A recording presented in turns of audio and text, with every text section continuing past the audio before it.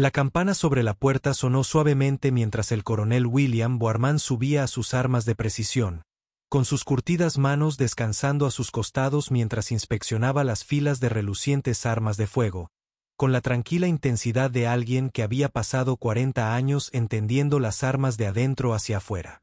El sol de la tarde que entraba por las ventanas captaba el color plateado de su cabello y resaltaba las sutiles cicatrices a lo largo de su mandíbula que hablaban de batallas libradas en lugares que no existían en ningún mapa público.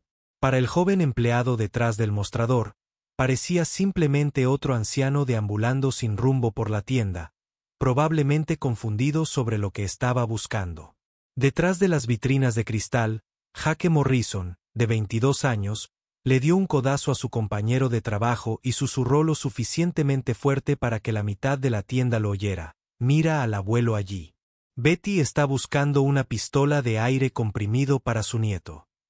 Los demás clientes comenzaron a prestar atención, algunos sonriendo mientras observaban al anciano moverse lentamente a lo largo de la exhibición de rifles, sus ojos estudiando cada arma con una atención al detalle que confundieron con confusión.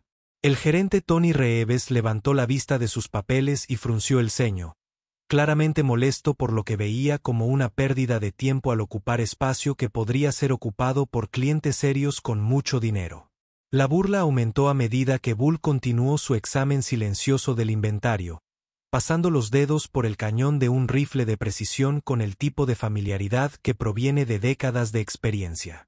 «Oye, viejo», gritó un cliente vestido de camuflaje. «¿Seguro que estás en el lugar correcto? La juguetería está calle abajo». La risa recorrió la tienda mientras Jake pretendía demostrarle a su compañero la postura correcta del rifle, exagerando los movimientos en una cruel parodia de lo que asumían que sería la incompetencia del anciano. Bull nunca levantó la vista, nunca respondió, simplemente continuó con su evaluación metódica de las armas que probablemente entendía mejor que cualquier otra persona en el edificio. Finalmente, Tony Reeves tuvo suficiente. Caminó hacia donde estaba Bull y cruzó los brazos. Su voz transmitía el tipo de autoridad desdeñosa que usan los hombres cuando quieren humillar a alguien en público.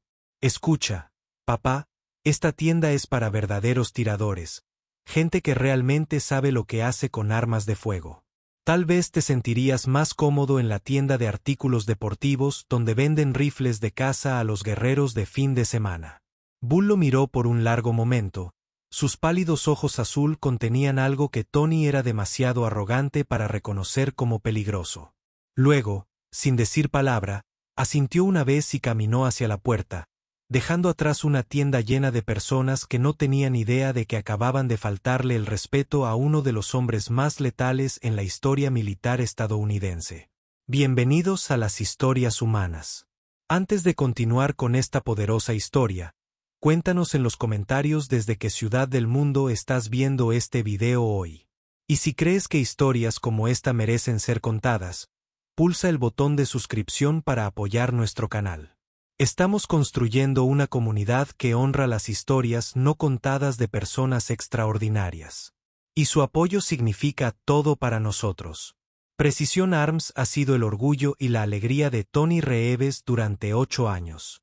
Una armería que atendía a los entusiastas serios de las armas de fuego en una ciudad militar donde se suponía que el respeto por las armas y las personas que las usan profesionalmente eran parte de la cultura. La tienda estaba ubicada a solo 15 millas de Fort Liberty, y Tony había construido su reputación afirmando que servía a la comunidad militar mientras que en realidad se centraba en los clientes civiles que pagaban precios superiores por equipos tácticos que nunca usarían en combate.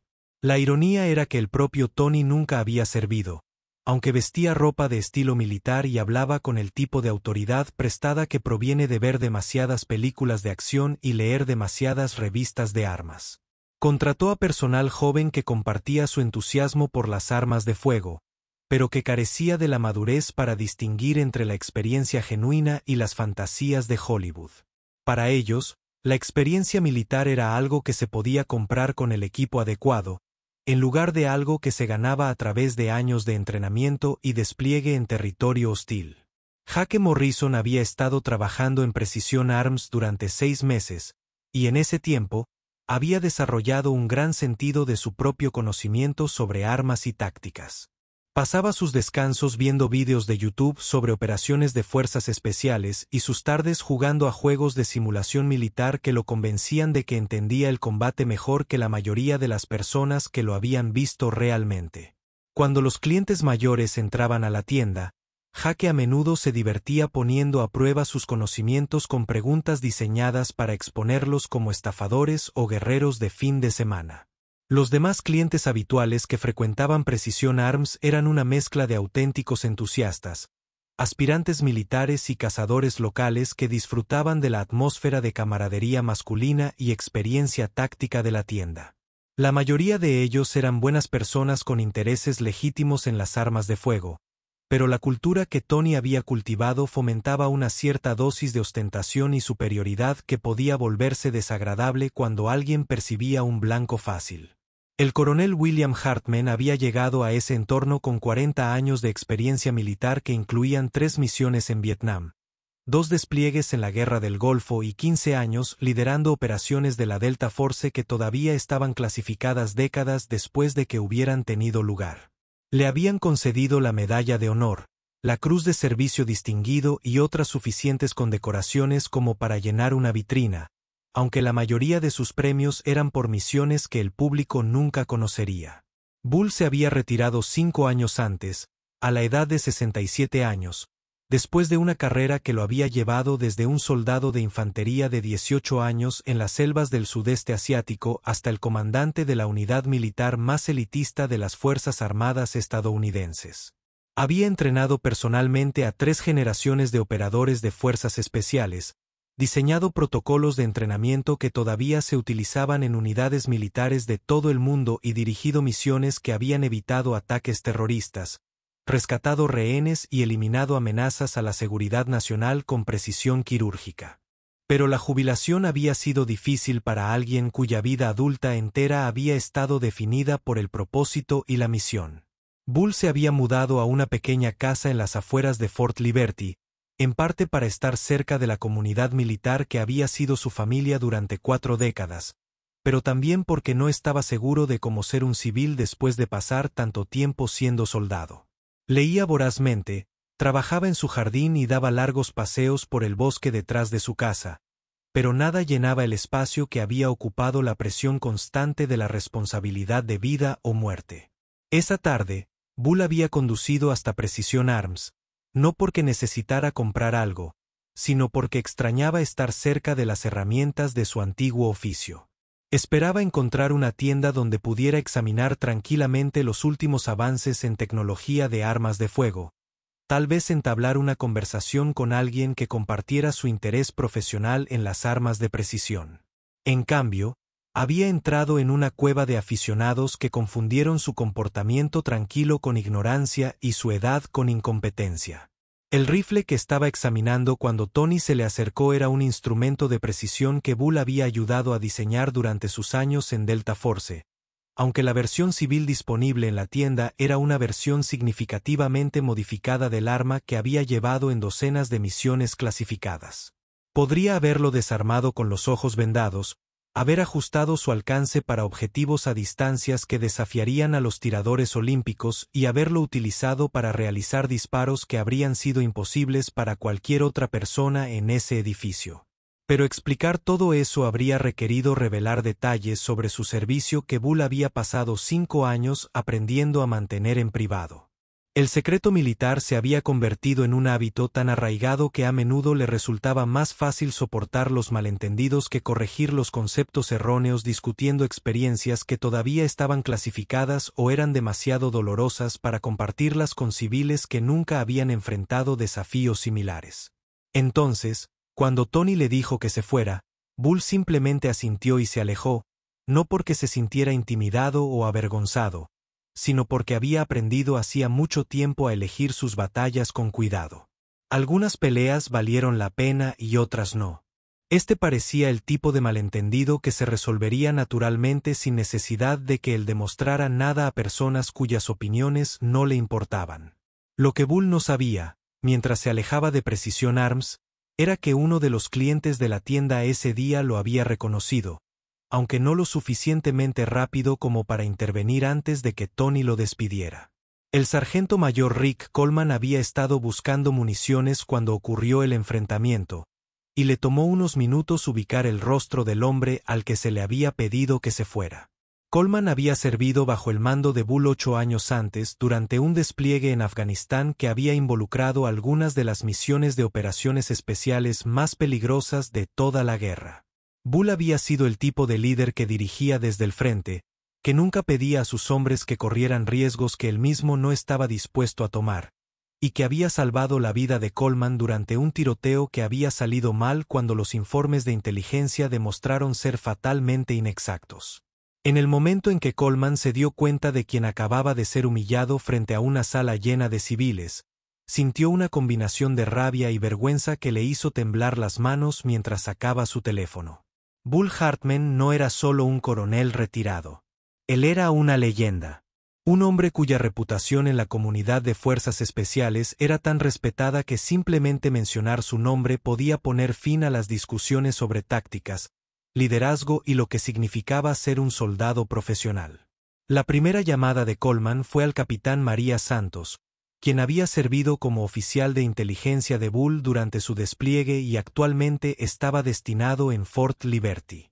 Su segunda llamada fue al teniente coronel James Wright, quien había sido el oficial ejecutivo de Bull y ahora dirigía programas de entrenamiento avanzado para unidades de fuerzas especiales.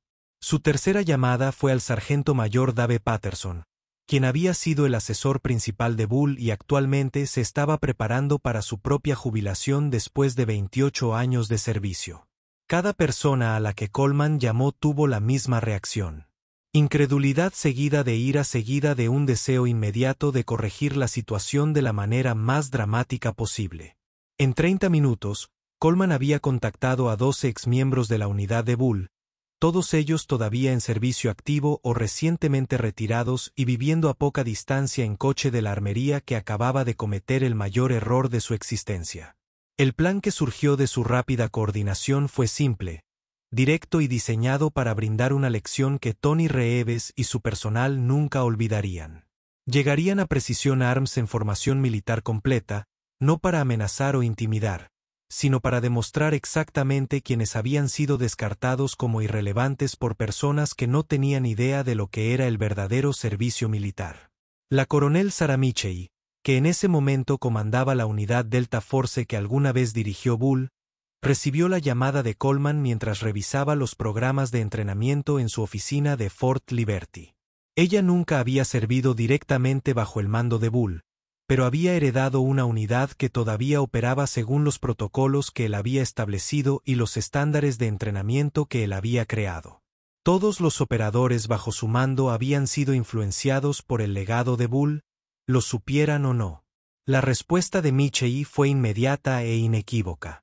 Canceló sus reuniones de la tarde, ordenó a su personal disponible que se reuniera en el estacionamiento y comenzó a planificar lo que en privado consideraba la operación militar más satisfactoria que había llevado a cabo en años. No se trataba de ego ni de venganza. Se trataba de respeto, honor y de asegurarse de que la gente entendiera la diferencia entre jugar a ser soldado y serlo. A las 4:47 de la tarde, exactamente 1 hora y 12 minutos después de que se le pidió a Bull que abandonara Precision Arms, un convoy de 3 camionetas todoterreno negras llegó al estacionamiento del taller con el tipo de precisión que sugería coordinación militar. Los vehículos no estaban marcados, pero eran claramente oficiales, y estaban estacionados en una formación que bloqueaba la salida principal del estacionamiento sin ser obviamente amenazantes. Las puertas se abrieron simultáneamente y 12 de las personas más peligrosas del ejército estadounidense salieron al asfalto con movimientos que eran al mismo tiempo casuales e inconfundiblemente profesionales. Vestían ropa de civil, pero todo en su porte, su coordinación y su tranquila confianza los marcaban como operadores de fuerzas especiales que se sentían cómodos trabajando como una unidad, incluso cuando no llevaban uniforme. La coronel Michey condujo al grupo hacia la entrada de Precision Arms, con un paso pausado pero decidido. El sargento mayor Coleman se puso a caminar junto a ella junto con los otros hombres y mujeres que habían servido bajo el mando de Bull y debían sus vidas, sus carreras o su comprensión de lo que significaba la excelencia militar al hombre que había sido descartado como irrelevante por personas que vendían armas para ganarse la vida. La campana sobre la puerta sonó nuevamente cuando entraron, pero esta vez el sonido pareció tener más peso. La conversación se detuvo a mitad de la frase cuando 12 pares de ojos recorrieron el interior de la tienda con el tipo de evaluación profesional que hizo que todos los presentes se dieran cuenta de repente de que el equilibrio de poder en la sala había cambiado drásticamente. Tony Reeves levantó la vista de sus papeles y sintió que se le encogía el estómago al ver a unas personas que claramente no eran clientes normales. Jake Morrison dejó de hablar en medio de una historia sobre su último logro en los videojuegos y trató de averiguar por qué el aire en la tienda de repente se sentía peligroso. Los clientes que hacía una hora estaban riendo, ahora deseaban estar en otro lugar. El coronel Michei caminó directamente hacia el mostrador donde estaba Tony y habló con una voz que transmitía el tipo de autoridad que proviene de años de dar órdenes a personas en situaciones de vida o muerte. Estamos buscando al hombre al que le pidieron que abandonara su tienda hoy temprano. Entendemos que le dijeron que este establecimiento era solo para verdaderos tiradores. La boca de Tony se abrió y se cerró varias veces antes de poder balbucear una respuesta. Y tenemos muchos clientes. No estoy seguro a qué persona te refieres. El sargento mayor Coleman dio un paso adelante. Su voz tenía un tono que hizo que todos en la tienda comprendieran que no se trataba de una pregunta casual. Coronel William Hartman, 72 años, cabello plateado, probablemente vistiendo una chaqueta azul. ¿Te suena de algo? La sangre desapareció del rostro de Tony cuando empezó a comprender que el anciano al que había despedido podría no haber sido tan irrelevante como había asumido. El señor mayor que estaba mirando rifles. Sí, él estaba aquí, pero le dijiste que se fuera porque esta tienda era para verdaderos tiradores. Michei lo interrumpió. Su voz permaneció tranquila pero con un matiz que sugería que la paciencia no era ilimitada. ¿Es eso correcto? Tony asintió débilmente. Ya no era capaz de la confianza agresiva que había mostrado una hora antes.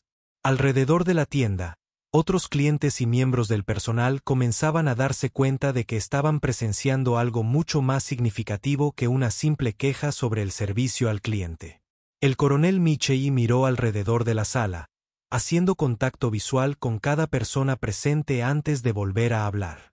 El hombre que usted descartó por no estar calificado para comprar en su establecimiento es el coronel William Hartman, destinatario de la Medalla de Honor, excomandante de la Fuerza Delta, y la razón por la que la mitad de las personas en esta sala están vivas para tener esta conversación. Hizo una pausa para dejar que la información se asimilara antes de continuar. El coronel Hartman pasó 40 años sirviendo a este país de maneras que la mayoría de ustedes no pueden imaginar. Ha olvidado más sobre armas y tácticas de lo que todos en este edificio aprenderán alguna vez. Ha salvado más vidas, completado más misiones imposibles y demostrado más coraje bajo fuego del que cualquiera de ustedes verá en una docena de vidas. El silencio en la tienda ahora era absoluto, roto solo por el sonido del teléfono de Jake Morrison cayendo al suelo cuando se dio cuenta de la magnitud de lo que acababa de ser revelado. Tony se apoyó en el mostrador como si sus piernas ya no pudieran soportar su peso, y varios clientes comenzaron a acercarse a la puerta al comprender que habían participado en algo que los perseguiría durante años. El sargento mayor Coleman dio un paso adelante y se dirigió a la sala con una voz que llevaba el peso de la experiencia personal. Hace 8 años, me encontraron atrapado en un pueblo a las afueras de Kandahar con mi escuadrón. Estábamos superados en número, rodeados y el comando nos había dado por pérdidas aceptables. El coronel Hartman dirigió una misión de rescate que todos decían que era imposible. Él personalmente llevó a 2 soldados heridos a un lugar seguro mientras estaban bajo fuego desde 3 posiciones diferentes. Se giró para mirar directamente a Tony. Ese hombre al que le dijiste que se fuera salvó mi vida y las vidas de otros 6 soldados estadounidenses. Lo hizo porque eso es lo que es. Es el tipo de persona que corre hacia el peligro cuando todos los demás huyen de él. El teniente coronel Wright se movió para pararse junto a los defensores de su excomandante, Su voz agregó otra capa al testimonio que estaba destruyendo sistemáticamente cada suposición que el personal de la tienda había hecho sobre su cliente anterior. El coronel Hartman me entrenó cuando era un joven teniente que pensaba que sabía todo sobre la guerra porque había leído los libros adecuados y había pasado los exámenes adecuados. Me enseñó que el verdadero liderazgo no se trata de dar órdenes. Se trata de estar dispuesto a tomar decisiones difíciles que otras personas no pueden tomar. El capitán Santos se unió al creciente semicírculo de testigos. Su voz transmitía el respeto que emanaba de años de trabajar con alguien cuyo juicio podía marcar la diferencia entre el éxito de una misión y un fracaso catastrófico. Serví como oficial de inteligencia del coronel Hartman durante 3 años. En ese tiempo, lo vi planificar y ejecutar operaciones que impidieron ataques terroristas, rescataron rehenes y eliminaron amenazas a la seguridad nacional con precisión quirúrgica. Nunca se atribuyó el mérito de sus éxitos ni culpó a otros por sus fracasos. El sargento mayor Patterson, el soldado de mayor rango que había sido la mano derecha de Bull durante la mayor parte de su carrera, habló por último y con el tipo de autoridad tranquila que surge de décadas de experiencia con líderes excepcionales. El coronel Hartman es el mejor soldado con el que he servido y he estado en el ejército durante 28 años. Es el tipo de hombre que hace que todos los que lo rodean sean mejores, más fuertes, más capaces. Él es la razón por la que la Delta Force tiene la reputación que tiene hoy. Los testimonios continuaron mientras cada miembro del grupo compartía sus propias experiencias con el hombre que había sido descartado como irrelevante por personas que nunca habían servido a nada más grande que sus propios egos. Con cada historia, la magnitud del error de Tony se hacía más evidente, y el respeto y la admiración que estos soldados de élite sentían por su excomandante llenaban la tienda como una presencia física. Finalmente, el coronel Michei dio un paso adelante nuevamente y regaló el momento que todos los presentes recordarían por el resto de sus vidas. Frente a toda la tienda, se puso firme con movimientos tan bruscos que parecían cortar un vidrio. Levantó su mano derecha en un perfecto saludo militar y la mantuvo mientras hablaba. Coronel William Hartman, si puede escuchar esto, queremos que sepa que usted es la razón por la que todos estamos aquí. Tú eres la razón por la que nos convertimos en los soldados que somos hoy. Tú eres la razón por la que entendemos lo que realmente significan el honor, el coraje y el sacrificio. Y estamos orgullosos de haber servido bajo su mando. Ella mantuvo el saludo durante 10 segundos que parecieron 10 minutos, y cada miembro de su unidad siguió su ejemplo, creando un momento de precisión militar y respeto que transformó la armería en algo parecido a un santuario. El silencio que siguió fue roto solo por el sonido del llanto silencioso de Tony Reeves, al darse cuenta del alcance de lo que había hecho. Cuando finalmente bajaron los saludos, el coronel Michei se volvió hacia Tony con una expresión que ya no era de enojo, sino simplemente de decepción. Señor Reeves, quiero que entienda algo. El hombre al que le pediste que abandonara tu tienda se ha ganado el derecho a ser tratado con respeto donde quiera que vaya. No por su rango, no por sus premios, sino por lo que sacrificó para mantener a personas como usted a salvo. Ella miró alrededor de la tienda una vez más antes de continuar. El coronel Hartman nunca pedirá un trato especial porque él no es así. Pero él merece algo mejor que lo que recibió aquí hoy. Todos lo hacemos. El grupo salió de los brazos de precisión con la misma precisión coordinada que había mostrado al entrar, dejando atrás una sala llena de personas que pasarían el resto de sus vidas lamentando su comportamiento en una tarde en la que habían confundido a uno de los más grandes héroes de Estados Unidos con un anciano irrelevante. Tony Reeves cerró su tienda temprano ese día y pasó la tarde investigando al coronel William Hartman en Internet, aprendiendo sobre un hombre cuyo historial de servicio clasificado solo podía insinuar el verdadero alcance de sus contribuciones a la seguridad nacional. A la mañana siguiente, se dirigió a la casa de Bull para presentarle una disculpa insuficiente pero necesaria y preguntarle cómo podía enmendar un error que no se podía deshacer, pero que podía perdonarse. Jake Morrison dejó su trabajo en Precision Arms esa misma noche y se alistó en el ejército 6 semanas después, decidido a ganarse el derecho a llamarse soldado en lugar de simplemente alguien que vendía armas a personas que realmente lo eran. Su primer destino fue una unidad de entrenamiento donde aprendió que todo lo que creía saber sobre el servicio militar estaba equivocado y que todo lo que se había burlado en Bull Hartman había sido real. La historia de lo que sucedió en Precision Arms se difundió por la comunidad militar con la velocidad que solo las historias de justicia y reivindicación pueden alcanzar. Se convirtió en una historia de advertencia sobre los peligros de asumir que la dignidad silenciosa significaba debilidad, que la edad significaba irrelevancia y que las personas que no se jactaban de sus logros no habían logrado nada digno de jactarse. En 24 horas, el incidente había llegado a los niveles más altos del mando militar. La general Patricia Hayes, comandante de todas las fuerzas de operaciones especiales, recibió un informe detallado sobre lo que había sucedido en la armería. En lugar de verlo como una vergonzosa violación del protocolo, lo vio como una oportunidad para abordar un problema creciente dentro de la comunidad de veteranos: la falta de respeto sistemática y la incomprensión que enfrentaban los guerreros mayores cuando intentaban integrarse a la sociedad civil. El general Hayes nunca había servido directamente bajo las órdenes de Bull Hartman, pero conocía su reputación y comprendía la importancia de lo que habían hecho sus antiguos soldados. Su demostración espontánea de lealtad y respeto representaba todo lo que los militares intentaban inculcar en su personal. La comprensión de que el servicio a los demás no terminaba cuando se quitaba el uniforme, que la excelencia merecía reconocimiento independientemente del rango o el estatus actual y que los vínculos forjados en el combate creaban obligaciones que duraban toda la vida. 3 días después del incidente en Precision Arms, el general Hayes tomó una decisión sin precedentes.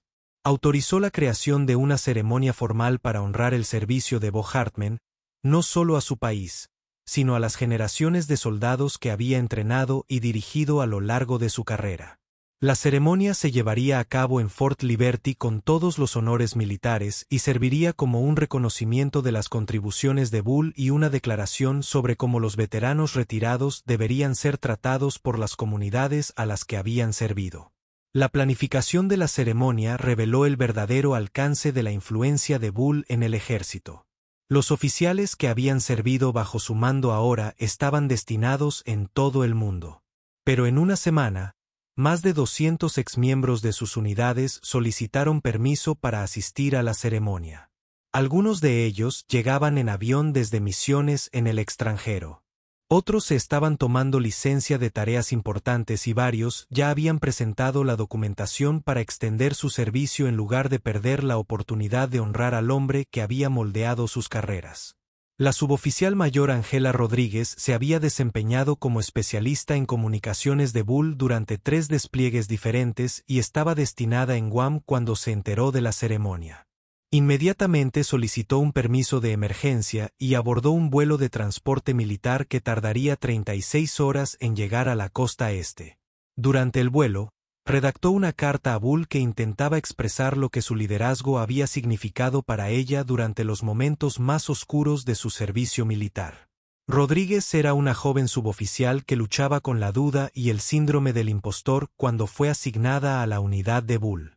Se había sentido abrumada por la responsabilidad de mantener las comunicaciones para operaciones en las que el más mínimo fallo técnico podía provocar la muerte de soldados estadounidenses. Bull había reconocido su potencial antes de que ella misma lo reconociera, y había pasado horas enseñándole no solo los aspectos técnicos de su trabajo, sino también la disciplina mental necesaria para actuar bajo presión. Durante una misión particularmente peligrosa en Siria, Rodríguez había sido responsable de coordinar las comunicaciones entre la unidad de Bull y el apoyo aéreo mientras estaban bajo fuego enemigo.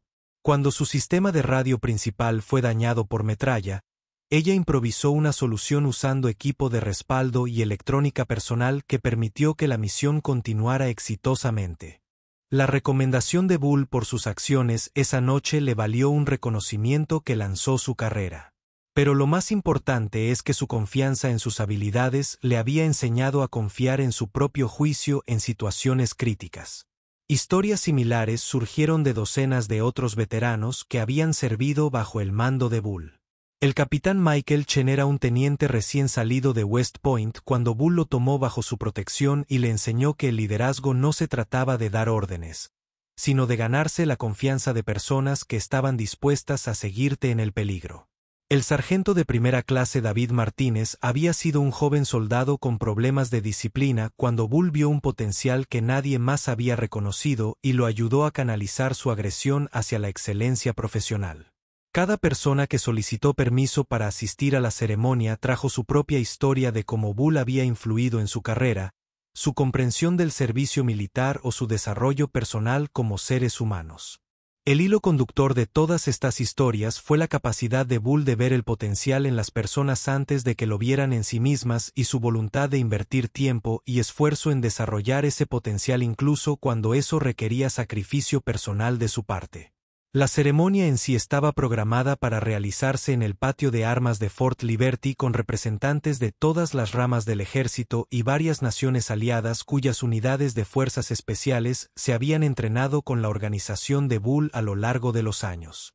La lista de invitados incluía a 3 expresidentes, el actual secretario de Defensa y el jefe del Estado Mayor Conjunto.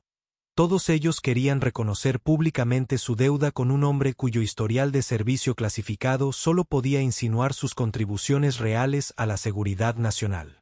Pero quizás el aspecto más significativo de la ceremonia fue la participación de los exsoldados de Bull, quienes tendrían la oportunidad de expresar públicamente su gratitud y respeto por el hombre que había moldeado su comprensión de lo que significaba ser un guerrero profesional. Para muchos de ellos, esta sería la primera vez que podrían articular el alcance total de lo que el liderazgo de Bull había significado para sus vidas y carreras.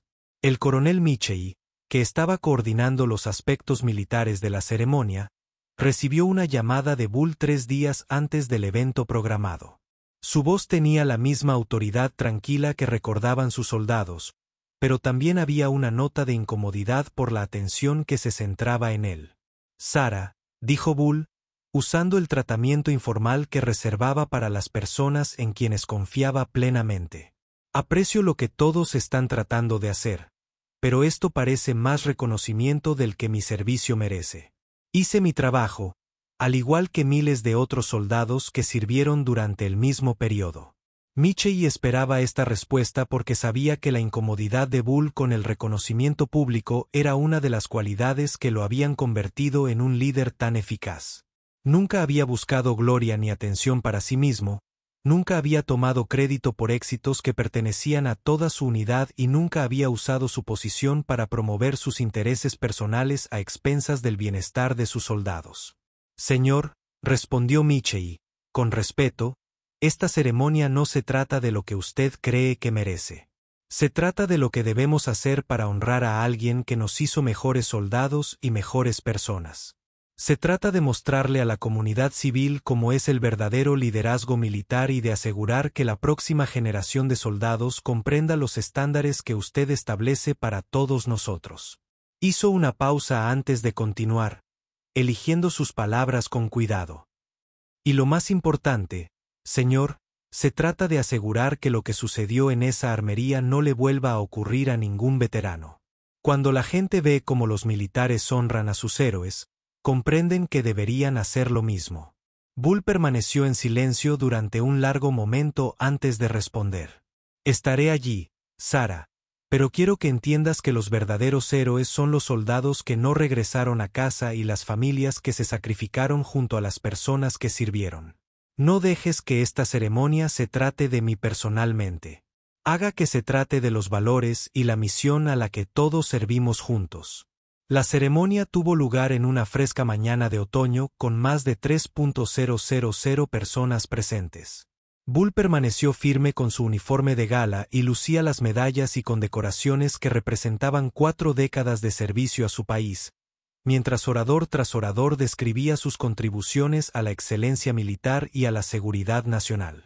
Pero el momento más poderoso llegó cuando el coronel Michei invitó a todos los exsoldados de Bull a unirse a él en el estrado de revisión. Más de 200 hombres y mujeres uniformados avanzaron y formaron filas detrás de su excomandante, creando una representación visual de su verdadero legado. Las generaciones de guerreros que había entrenado, dirigido e inspirado a lo largo de su carrera. Estaban en perfecta formación, su porte y precisión reflejaban los estándares que él les había enseñado. Su presencia sirve como testimonio viviente del impacto que un líder excepcional puede tener en innumerables vidas. El último orador fue el propio Bull, que había aceptado de mala gana dirigirse a la multitud reunida. Sus comentarios fueron breves y se centraron no en sus propios logros, sino en el privilegio de servir junto a los hombres y mujeres extraordinarios que habían hecho posible su carrera. Habló sobre la responsabilidad que conlleva el liderazgo militar, la importancia de desarrollar la próxima generación de guerreros y la deuda que todos los veteranos tenían con las familias y las comunidades que habían apoyado su servicio. Pero el momento que todos recordaron, la imagen que fue captada por los fotógrafos y difundida alrededor del mundo, llegó al final de la ceremonia cuando los exsoldados de Bull espontáneamente comenzaron a aplaudir a su comandante. Los aplausos continuaron durante más de 5 minutos y cada uno de los presentes comprendió que estaba presenciando algo mucho más significativo que una ceremonia militar. Estaban viendo el respeto y el afecto genuinos que los líderes excepcionales se ganaban de las personas con las que habían servido. Pero para los 12 hombres y mujeres que estaban firmes en una tienda de armas para honrar a su excomandante, la parte más importante de la historia no era sobre justicia o reivindicación. Se trataba de la oportunidad de reconocer públicamente una deuda que nunca podría pagarse por completo, de mostrar respeto por un hombre que había moldeado su comprensión de lo que significaba ser un soldado profesional y de demostrar que las unidades militares reales cuidan de los suyos, incluso años después de que la misión haya terminado. El coronel William Hartman nunca regresó a Precision Arms, pero se enteró de lo que sus antiguos soldados habían hecho en su nombre a través de la red de relaciones que conecta a todos los miembros de la comunidad de fuerzas especiales. Se sintió avergonzado por la atención, agradecido por la lealtad y recordó una vez más que los lazos forjados en el combate y el entrenamiento nunca se rompen del todo, incluso cuando la guerra termina y el uniforme se guarda. La lección que resonó en Fort Liberty y más allá fue simple pero profunda. Los héroes no siempre lucen como esperamos que luzcan. Y el error más peligroso que puedes cometer es asumir que la fuerza silenciosa es lo mismo que la debilidad. A veces la persona que subestimas es exactamente la persona que más debes respetar. Esta historia fue traída a ustedes por las historias humanas. Antes de despedirnos hoy, aquí está nuestra pregunta. ¿Alguna vez has conocido a alguien que nunca pidió reconocimiento y que merecía más que nadie? ¿Alguien cuya fuerza silenciosa protegió a otros sin que nadie se diera cuenta?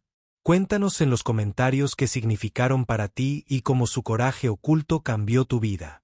Y si crees que historias como esta necesitan ser escuchadas, pulsa el botón de suscripción para apoyar nuestro canal.